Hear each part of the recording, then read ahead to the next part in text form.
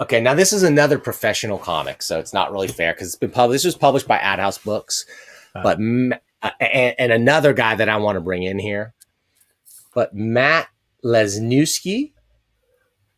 This is I mean, it's Eisner nominated. So what are we going to tell this guy that he? But I wanted to expose some people to it because I had not heard. I think I'd heard of it, but never read it. And then I looked at it. He sent me this copy for free. That's the kind of cheapskate I am, but it took that. But dude, this is wonderful. Okay. And then I open it up. Introduction by Jim Rugg. So right away, I'm like, oh, okay. So. And doing all the right stuff. But this is about the freak. Okay. This might be hard to see on the MDCC. Unless I turn the gain down a little bit, but this is the freak, okay? He's the ugliest man in the world. And he's picked up from his small town. He's a ditch digger, and he's moved to the big city to make it as a ditch digger. In his small town, everybody hates him, and they just beat the crap out of him if they see him. And he moves to the big city, hoping things will be different, and it is different, but worse, because everybody still hates them.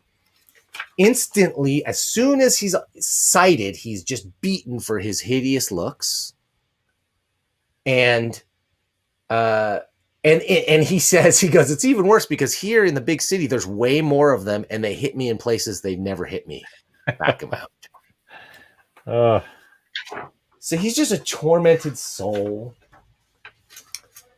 beaten and even uglier. Is this just they shoot off the pencils, or this looks kind of?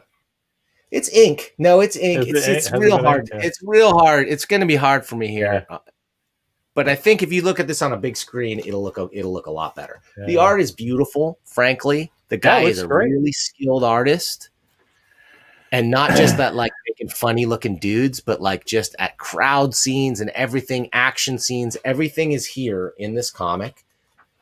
He finds his own community of freaks, but he has too much bitterness inside of him for the people that wronged him. And he's shunned by the freaks community because of his desire for revenge.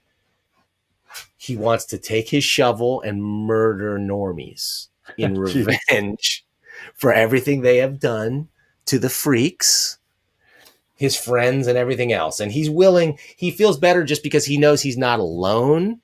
Like he's lonely because he's not with them, but he knows he's not alone. And so he takes solace in this. It's highly allegorical, I think, obviously. Let's hope, right? I'd hate for this to be, an autobiography. And let's check out these pinups at the end. Yeah. Very beautiful stuff. What I'm going to say, here's my pull quote. Do you know who Trad Moore is, Larry? Chad Moore? No. Trad Moore.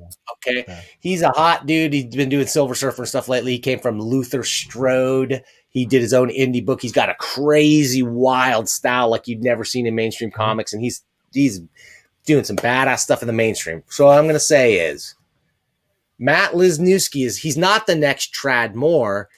He's the first Matt Lesniewski. Yeah, okay? I love that guy's art. This dude could go mainstream easily. He could draw Marvel Comics, DC Comics today, or DC or Dark Horse or anything. Is that this year's Eisner nom or last year? It says it doesn't have a year on it. Let me check the publication date on this one. This is from AdHouse Books, by the way.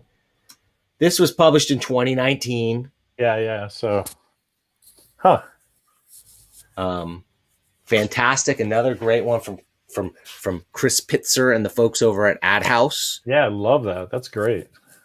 Who every single thing, like every book they've ever put out has a mark of quality, both in its production values and in its selection and editorial choices.